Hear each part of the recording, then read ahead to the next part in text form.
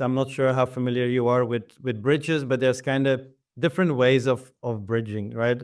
So the traditional bridge is typically the canonical bridge, is what we call that, is between the main layer or the main network, which is the layer one. So in this case would be Ethereum, right? And there's a lot of layer twos networks on top of Ethereum. So talking about, let's say, an Arbitrum, an Optimism, you might be familiar with those names. Even Base, for example, is a layer two. And these have canonical bridges directly with the layer one itself, Ethereum, but they also have a network of different bridges between those. And there's different like standards for this, like it's bridging standards. But typically how it works, it's a lock and burn mechanism. So let's say you want to move an asset from one side to another, because you can't actually exchange the asset or actually bridge the asset.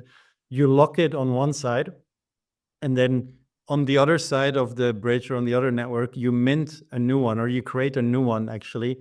And you cannot unlock this one on the first side until you get the original one back actually. So that's how the bridge works. It's like a typical lock and burn.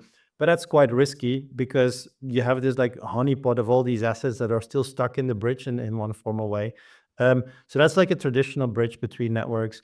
Now, it has been great in a way to be able to use that and move assets, but it's the number one hack in crypto has been bridge hacks, right? Because just of this attraction of like, there's just so much money locked into these things, and you actually mint a duplicate of that on the other side, which is then used. It's like an IOU of sorts, right? And people are then using these IOUs on the other side, which is fine because it creates liquidity, but it also creates that risk. And so most of these hacks that have happened is around bridges, which is why we prefer this cross-chain swap mechanism, which I explained to you, where you actually have to have the native asset or the original asset on each of the sides, and then you let people trade them without actually having to move the assets between the different chains. But you actually find the opposite side of the trade on the other side, which is a function that we get performed by professional market makers who actually make sure there is always like someone to take that opposite side.